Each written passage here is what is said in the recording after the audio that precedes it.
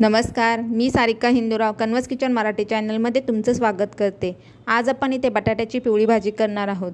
जी भाजी पुरीसोबतच नाही तर चपातीसोबतसुद्धा छान लागते। इतकंच नाही तर टिफिनमध्ये दिली तरी सर्वांना खूप आवडते। भाजी बनवताना बटाटा कोणता घ्यावा आणि तो कितपत उकडून घ्यावा सविस्तर रेसिपी सांगितली आहे। इथे मी बटाटे अर्धा किलो बटाटे मी मीठ टाकून उकडून घेतले। आता बटाट्याची भाजी बनवताना आपल्याला इथे इंदोर बटाटा घ्यायचा आहे, जो चवीला अजिबात गोड नसतो। नाहीतर आपण जेव्हा बटाट्याची भाजी करतो तेव्हा ती मध्ये गोडसर लागतो, कारण तो बटाटा गोड असतो आणि बटाटा शिजवताना अगदी तो फुटला जाईल इतपत नाही शिजवायचं। व्यवस्थित अशा त्याच्या फोडी झाल्या पाहिजेत।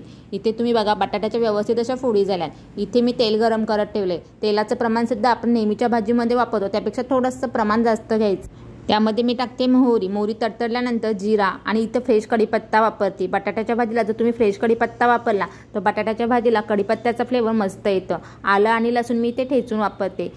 आलं आणि लसूणचा कच्चेपणा निघून जाईपर्यंत आपण ह्याला व्यवस्थित असं परतून घ्यायचं आहे।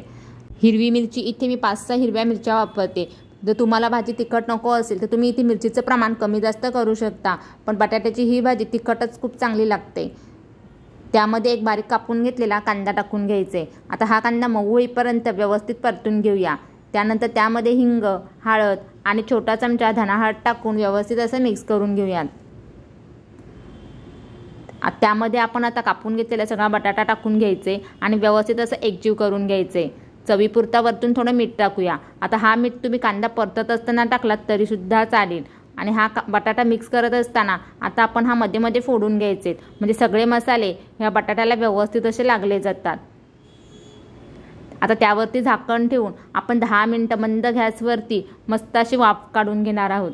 10 मिनिटानंतर तुम्ही आता इथे बघू शकता मस्त अशी वाफ आलेली आहे आणि ह्या बटाट्याच्या भाजीला सुगंधसुद्धा खूप छान आला आहे। आता त्यावरती आपण भरपूर अशी कोथिंबीर टाकायची। बटाट्याच्या भाजीला कोथिंबीर, कढीपत्ता आणि आलं लसूण जर टाकलात तर ही भाजी खूप छान लागते। तुम्हाला जर टिफिनच्या रेसिपीज बघायच्या असतील तर आपल्या चॅनलवरती गवार बटाट्याची सुकी भाजी, टोमॅटोची चटणीसुद्धा आहे। तुम्हाला जर ही बटाट्याची रेसिपी आवडली असेल तर रेसिपीला एक लाईक करा, चॅनलला सबस्क्राईब करून व्हिडिओ शेअर करा।